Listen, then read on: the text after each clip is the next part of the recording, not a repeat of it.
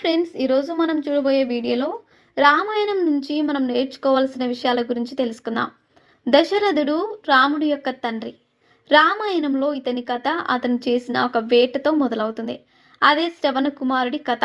శ్రవణ కుమారుడు ఒక బ్రాహ్మణుడి యొక్క పుత్రుడు. ఇతని తల్లిదండ్రులు ఇద్దరికి కళ్ళు కనిపించవు. దానితో శ్రవణ కుమారుడే వారిద్దరిని ఒక జోలిలో పట్టుకొని మోస్తూ వారిని కావాల్సినవన్నీ ఇస్తూ ఉండేవారు. ఒకసారి శ్రవణ కుమారుడు తన తల్లిదండ్రుల యొక్క దాహం తీర్చడానికి ఒక నది ఒడ్డుకు వెళ్తాడు. కానీ అక్కడికి వేటకు వచ్చిన దశరథ మహారాజుకి అక్కడ ఏదో మృగం ఉందనుకొని బాణాన్ని వేస్తాడు. ఆ బాణం తగిలి శ్రవణ కుమారుడు మరణిస్తాడు. దానితో శ్రవణ కుమారుడు తల్లిదండ్రులు, మహారాజుని మేము ఎలా అయితే మా పుత్రుడు లేక బాధపడుతున్నామో అలాగే నీ చివరి క్షణాల్లో నీ పుత్రుడు నీ దగ్గర లేకుండానే నువ్వు మరణిస్తావని శాపాన్ని ఇస్తారు. ఈ శాపం కారణంగానే దశరథ మహారాజు శ్రీరాముని చూడకుండానే చనిపోతాడు. ఈ కథ ప్రకారం మనం తెలుసుకోవాల్సింది ఏంటంటే, కర్మను తప్పించుకోవడం ఎటువంటి వారికైనా సాధ్యం కాదనే విషయం తెలుస్తుంది. దశరథుడు ఎంత గొప్ప మహారాజు అయినప్పటికీ తను చేసిన కర్మఫలాన్ని తప్పించుకోలేకపోయాడు. మనం మంచి చేస్తే మనకు అదే తిరిగి వస్తుంది. అలాగే మనం ఒకరికి చెడు చేస్తే దాని యొక్క కర్మఫలాన్ని మనం తప్పకుండా అనుభవించాల్సి వస్తుంది. రామాయణంలో రాముడు కూడా వనవాసానికి వెళ్ళిన సీత మరియు లక్ష్మణుని యొక్క త్యాగాలు కూడా ఎంతో గొప్పవి.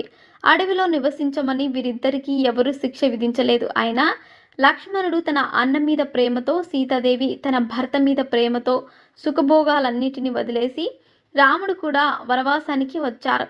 అడవిలో రాముడితో పాటే సమానంగా కష్టాలను అనుభవించారు. అలాగే లక్ష్మణుడి యొక్క కర్తవ్యం అడవిలో ఉన్న సీతారాములను రక్షించడం. అందుకే లక్ష్మణుడు వనవాసం చేసిన 14 సంవత్సరాలు నిద్రపోకుండా మెలకువగానే ఉన్నాడు.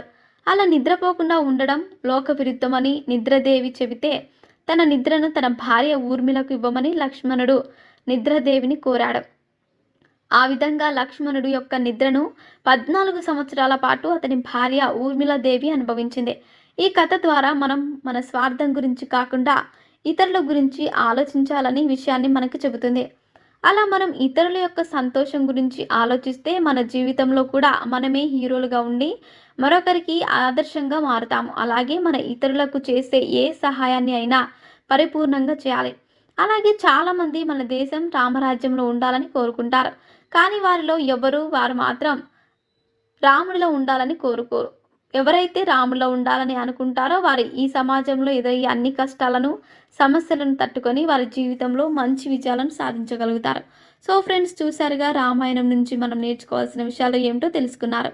ఇలాంటి మరిన్ని విషయాలను మీరు తెలుసుకోవాలనుకుంటే వెంటనే మా ఛానల్ని సబ్స్క్రైబ్ చేసుకోండి.